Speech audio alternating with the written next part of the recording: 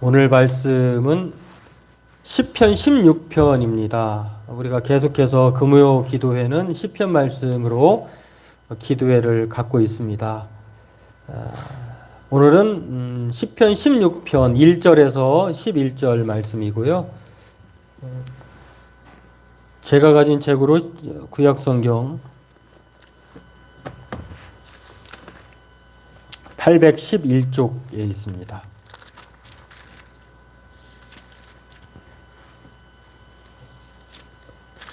같이 읽도록 하겠습니다. 하나님이여 나를 지켜 주소서. 내가 주께 피하나이다. 내가 여호와께 아뢰되 주는 나의 주님이시오니 주밖에는 나의 복이 없다 하였나이다. 땅에 있는 성도들은 존귀한 자들이니 나의 모든 즐거움이 그들에게 있도다. 다른 신에게 예물을 드리는 자는 괴로움이 더할 것이라. 나는 그들이 드리는 피의 전제를 드리지 아니하며 내 입술로 그 이름도 부르지 아니하리로다.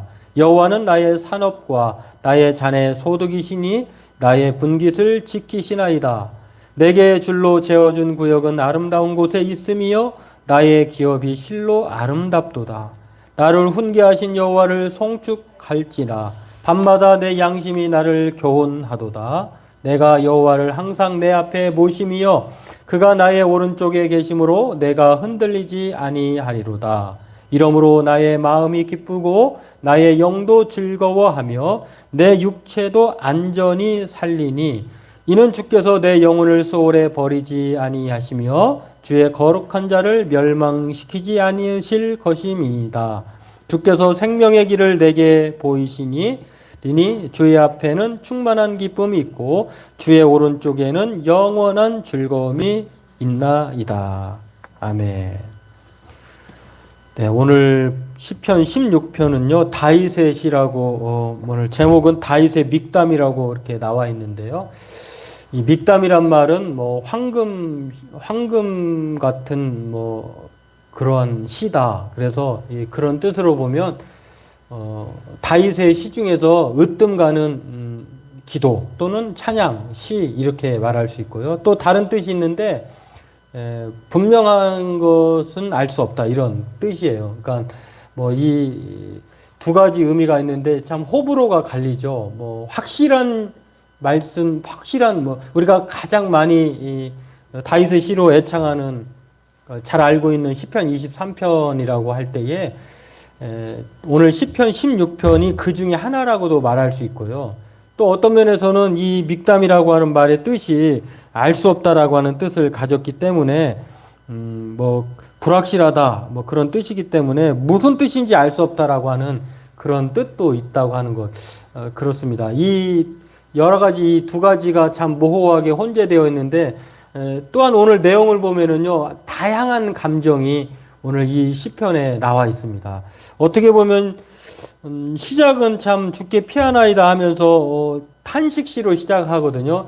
지금 다윗이 엄청난 이 극심한 죽음의 상황에 직면해 있어서 하나님 앞에 탄식하는 거예요. 하나님, 나를 지켜주소서. 내가 주께 피합니다. 이렇게 시작은 탄식함으로 시작하는데요. 나중에 보면은 또 그 내용들을 보면 오늘 본문에서 읽었습니다만 확신하기도 하고 하나님을 또 신뢰하기도 하고 하나님을 찬양하고 안심하는 그런 내용도 다 복합적으로 오늘 본문에 포함되어 있습니다. 그러니까 이 다양한 감정이 오늘 시편 16편에 들어있는데요. 이 시편 16편을 통해서 다윗이 하나님을 어떻게 고백하고 있는지 그리고 어떻게 확신하고 신뢰하며 기도하고 있는지 우리 또한 그 하나님을 다윗처럼 확신하고 다윗처럼 그렇게 기도하는 시간이 되었으면 좋겠습니다. 오늘 본문은 크게 세 가지로 볼 수 있는데요. 세 가지로 하나님을 고백합니다. 다윗이 하나님에 대해서 어떻게 고백하냐면 나의 피난처가 되신다. 또 내게 기업을 주신 하나님이다. 또 나의 후견자가 되신다. 이렇게 1절, 4절, 5절, 6절 그리고 7절, 8절을 통해서 하나님에 대해서 오늘 소개를 합니다. 다윗이 이렇게 하나님에 대해서 자신 있게 말하는 것은요. 하나님을 그가 그렇게 경험하고 알고 있기 때문에 그렇습니다. 먼저 오늘 본문의 1절 4절에 다윗이 하나님에 대해서 알고 확신하고 소개하는 내용을 보면 피난처가 하나님이라고 하는 것을 말합니다. 각 나라마다 요새가 있잖아요. 또 피난처가 있잖아요. 그리고 어떠한 그 최고 위기 경보 시스템이 발령되면 회의를 하는 곳이 요새인데, 그런 것처럼 오늘 다윗은 하나님을 피난처다 이렇게 말을 합니다. 세상에 피할 곳 중에 가장 안심할 수 있는 곳이 하나님이라고 그렇게 말하고 있는 것이죠. 하나님을 피난처로 생각하고 믿는다고 하는 것인데, 지금 다윗이 극심한 어려움 가운데 피할 곳을 생각하고 있을 때에, 물론 육신으로 볼 때는 다윗이 지금 이런 상황을 소개할 때에 그가 어디 있는가 짐작해 볼 수 있는데, 그는 사울에게 쫓겼든 원수에게 쫓겼든 죽음의 위험으로부터 쫓겨다닐 때에 그가 동굴, 요새에 숨어 있으면서 피할 곳에 있다고 하는 것을 우리가 생각해 볼 수 있습니다. 그런데 그것도 언젠가는 매일매일이 불안하고, 또 그것도 완전한 피난처가 되지 않는데, 사실은 그것이 피난처가 되어서 안심이 되는 것이 아니라 하나님께서 지키시기 때문에 피난처라고 하는 사실을 오늘 하나님께 돌리는 것을 볼 수가 있습니다. 여러분, 사람마다 피난처 삼는 것이 많죠. 어떤 사람은 건강을 피난처 삼고, 어떤 사람은 자기의 재력을, 또는 어떤 사람은 자기의 학식을, 어떤 사람은 자기의 권력을, 또 어떤 사람은 많은 인간관계를, 이렇게 여러 가지 등등으로 피난처 삼는 사람도 있을 것입니다. 또 어떤 사람은 권력과 또 자기의 명예를 가지고, 참 요즘에 구설수에 오른 사람이기도 합니다만, 자랑하고 싶었고, 또는 어떻게 보면은 그렇게 이제 같은 친구이고 동문이니까 그렇게 할 수도 있겠습니다만, 자기가 있는 곳에 초청해서 식사도 하고 그래가지고 구설수에 오르기도 하는데, 그것도 안전한 곳이 아니죠.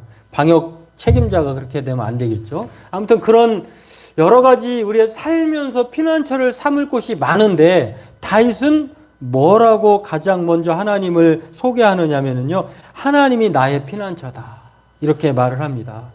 다윗은 하나님을 피난처로 고백하는 것은요, 다윗이 힘들고 지치고 어렵고 죽음에 직면했을 때만 그렇게 말하는 것이 아니에요. 다윗은 항상 기쁠 때나 즐거울 때나 또 삶에 평안이 있을 때에도 늘 하나님을 피난처 삼고 있다는 것을 우리에게 가르쳐 줍니다. 그러므로 오늘 저와 여러분들도 다윗처럼 하나님이 언제나 우리의 피난처가 되심을 믿고 확신하고 그렇게 하나님께로 피하는 저와 여러분 되기를 바라겠습니다.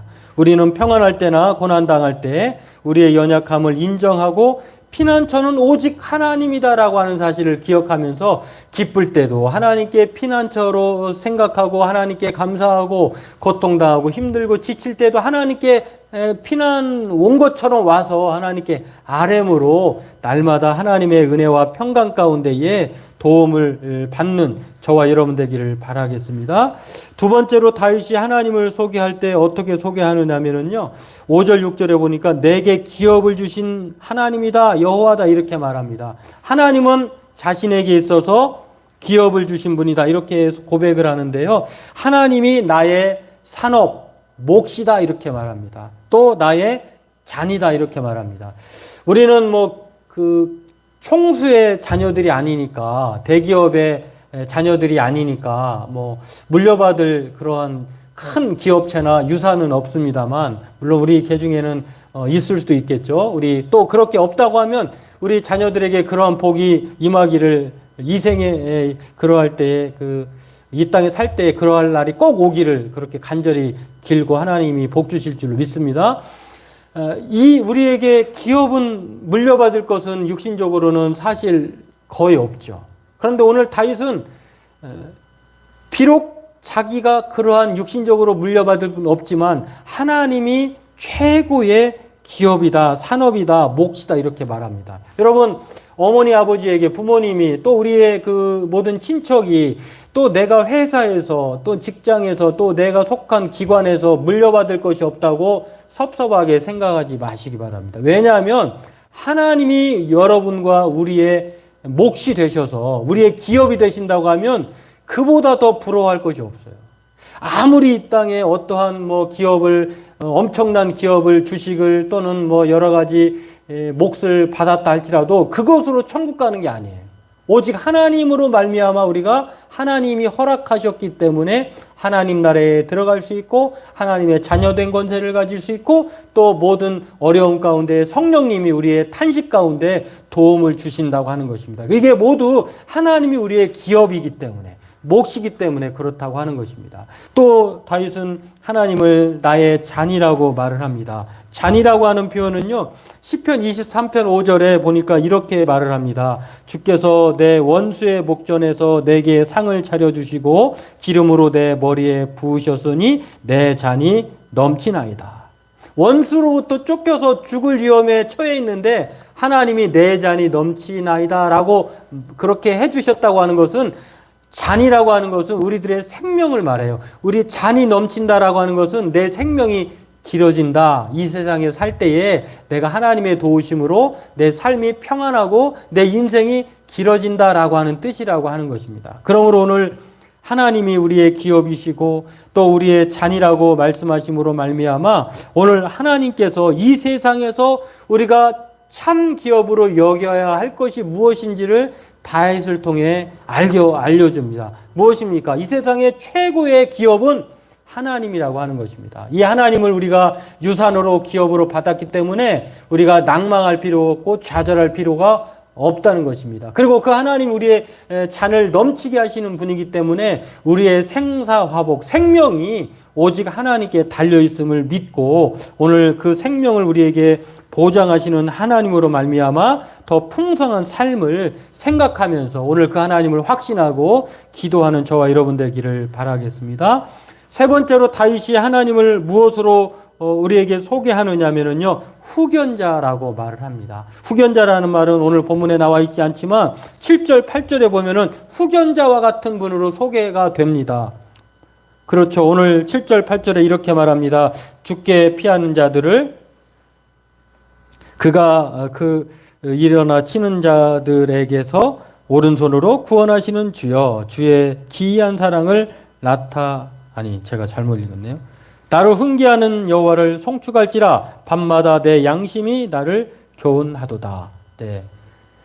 본문을 보면은 그렇게 나와 있는데요. 그렇습니다. 8절에도 이렇게 말하죠. 내가 항상 내 앞에 모심이여 여호와를 그가 나의 오른쪽에 계심으로 내가 흔들리지 아니하리로다. 이 하나님이 우리의 항상 앞에 계신 분, 그리고 오른쪽에 계신 분. 오늘 제목을 오른쪽에 계신 하나님이라고 했는데 하나님이 항상 우리의 앞에 계시고 우리의 오른쪽에 계시다고 하는 이런 묘사법은요, 하나님이 어떠한 분이라고 하는 사실을 우리에게 가르쳐주냐면 하나님이 우리를 후견하신다라고 하는 그 표현으로 바꿔 말할 수 있다고 하는 것입니다.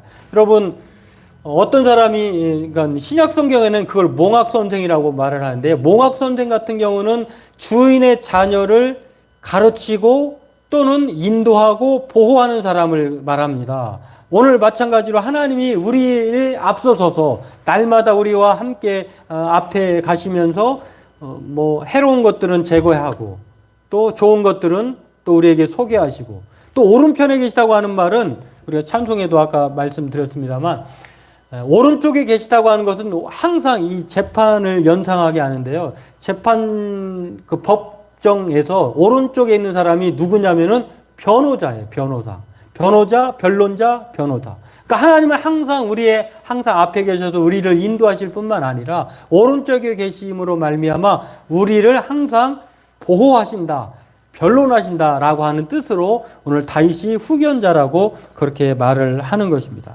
그렇습니다. 이 후견자라고 하는 표현은 다양한 뜻이 있지만 앞서 방금 말씀드린 것처럼 법정에서 변호해주는 사람, 그리고 전장에서는 뒤를 받쳐주거나 나그네 길에 동행이 되어주는 사람을 가리켜서 이렇게 오늘 후견자라 이렇게 말을 합니다. 사도행전 2장 24절에 이 후견자를요 누구라고 소개하냐면 바로 베드로가 유대인들에게 설교할 때에 너희들이 죽인 예수 그리스도가 바로 이분이다라고 하면서 소개하는 것이 바로 그 내용인데 후견자예요. 사도행전 2장 24절에서 29절에 보면 그렇게 나와 있습니다. 하나님께서 그를 사망의 고통에서 풀어 살리셨으니 이는 그가 사망에 매여 있을 수 없음이라. 다윗이 그를 가르쳐 이르되 내가 항상 내 앞에 계신 주를 배웠으며, 이게 바로 다윗이 오늘 말한 내용을 베드로가 다시 신약 성도들에게, 유대인들을 향해서 통일하게 말을 하는 것입니다. 그러므로 내 마음이 기뻐하였고 내 혀도 즐거워하였으며 육체도 희망에 거하리니 이는 내 영혼을 음부에 버리지 아니하시며 주의 거룩한 자로 썩음을 당하지 않게 하실 것이미로다. 주께서 생명의 길을 내게 보이셨으니 주 앞에서 내게 기쁨이 충만하게 하시리로다 하였으므로 형제들아, 내가 조상 다윗에게 대하여 담대히 말할 수 있노니 다윗이 죽어 장사되어 그 묘가 오늘까지 우리 중에 있도다. 다윗이 오늘 그렇게 말했던 내용을 베드로가 시간이 지났음에도 불구하고 하나님이 오른쪽에 계시기 때문에 내가 기뻐한다. 이 세상에 살 뿐만 아니라 내가 하나님의 영원히 이 세상에서 죽어도 하나님 내세에서도 하나님의 은혜 가운데 거하게 된다. 이렇게 말을 합니다. 내 육신이, 내 마음이 기뻐하고 내 영이 즐거워한다. 이 고백이 바로 오늘 하나님을 후견자로 삼을 때에 이 복이 임한다고 하는 것입니다. 오늘 이 말씀들을 우리가 늘 생각하면서 오늘 하나님은 나에게 어떤 분이신가?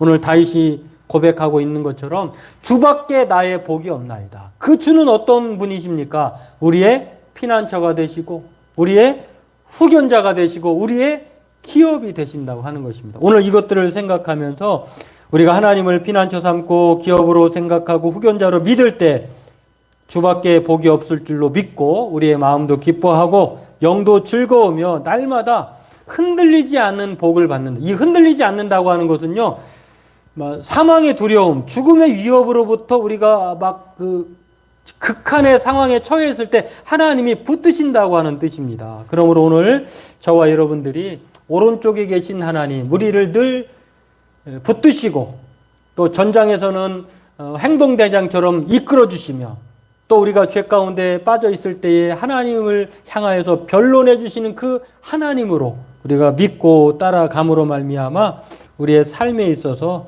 우리가 인생에서 날마다 기뻐하고 즐거워하는 삶을 살 뿐만 아니라 하나님의 흔들리는 가운데서도 하나님의 붙드심으로 복받은 인생으로 또 은혜 가운데 살아가는 저와 여러분 되기를 바라겠습니다. 오늘 이 다윗의 고백, 주밖에는 나의 복이 없나이다. 이 복이 우리에게 임하신 줄로 믿고 하나님 앞에 확신하고 오늘 함께 기도하는 저와 여러분 되기를 바라겠습니다.